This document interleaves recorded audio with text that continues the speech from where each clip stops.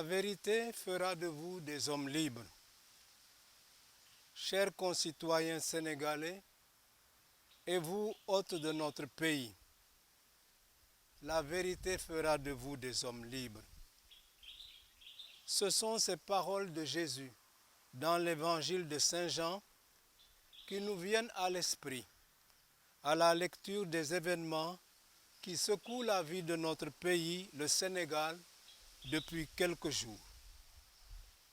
C'est pourquoi nous, évêques du Sénégal, après avoir suivi non sans inquiétude ces événements, avons estimé de notre devoir, dans l'exercice de la responsabilité pastorale qui est la nôtre, de prendre la parole pour exhorter tous nos chers compatriotes, à tous les niveaux, à faire preuve de raison, de sagesse et de civisme dans l'intérêt supérieur de notre nation. Comme vous pouvez le deviner, notre prise de parole de ce jour a été précédée par la prière, puisque nous assumons aussi une mission d'intercession auprès de Dieu pour son peuple dont nous sommes pleinement solidaires. Nous continuons à prier pour que le Seigneur, le Tout-Puissant, protège notre pays et tous ses habitants, pour qu'il apaise les cœurs et les esprits, qu'il inspire nos paroles, nos faits et gestes, afin que ce que nous disons et faisons contribue à la gloire de Dieu, à la paix et à notre sauvegarde. Comme pasteur de son peuple, Dieu nous appelle aussi à assumer nos responsabilités morales et spirituelles dans la vie de notre nation.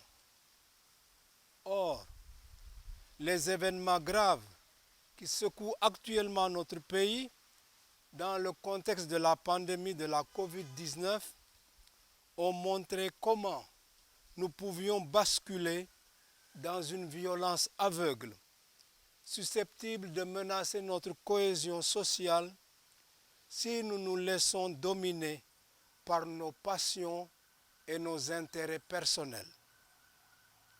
La tentation de la violence se tapit en chacun de nous. Elle peut prendre différentes formes. De la violence verbale qui embrase et attise le feu, à la violence physique qui blesse et qui tue, jusqu'à la violence immorale qui dévie les intelligences et manipule les consciences. C'est ainsi qu'à la suite d'un fait social dont la presse a rendu compte à travers divers organes, notre pays est entré dans une spirale de violence qui témoigne d'une crise profonde au sein de notre société sénégalaise. Mais cette crise n'est-elle pas un miroir de ce qui se tapit ou de ce qui sommeille en nous? Ne nous appelle-t-elle pas à mesurer nos responsabilités et à nous ressaisir, nous tous, et à tous les niveaux, du sommet de l'État aux citoyens, en passant par toutes les institutions étatiques, les structures économiques, sociales, culturelles, religieuses, au nom du respect de la vie humaine et du bien commun. Comment ne pas nous incliner avec douleur et contrition devant la mémoire des victimes de la crise que nous vivons présentement? Des vies humaines ont été arrachées à l'affection des leurs par suite du déchaînement d'une violence aveugle.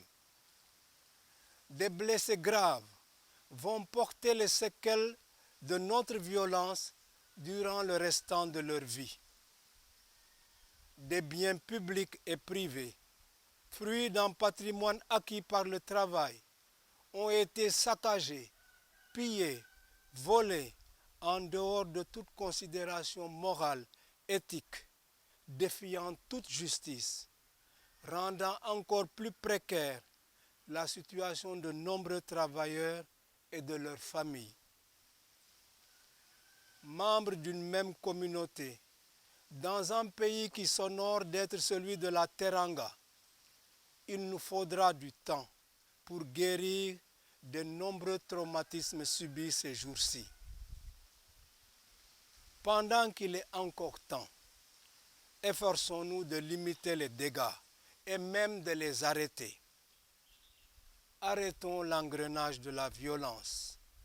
Nous le pouvons et nous le devons, non seulement en défendant nos droits, mais aussi en assumant nos devoirs pour asseoir les conditions idoines d'un meilleur vivre ensemble.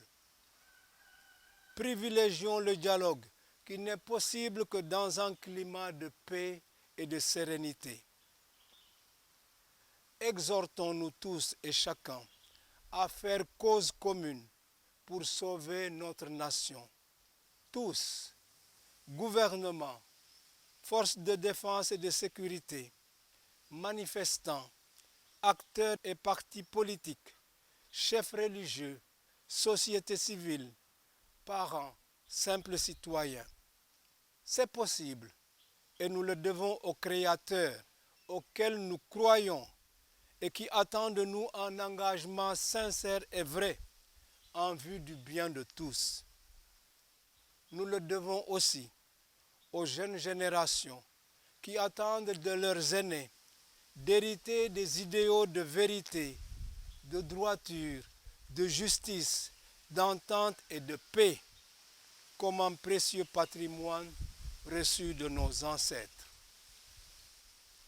Que Dieu bénisse le Sénégal et tous ses habitants. Qu'il fasse souffler dans nos cœurs et nos esprits un vent de réconciliation et de paix, comme nous y invite sa parole au psaume 84. J'écoute, que dira le Seigneur Dieu? Ce qu'il dit, c'est la paix pour son peuple et ses fidèles, qu'ils ne reviennent jamais à leur folie. Amour et vérité se rencontrent, justice et paix s'embrassent. La vérité germera de la terre et du ciel se pensera la justice. Au nom des évêques du Sénégal, Dakar, ce 8 mars 2021.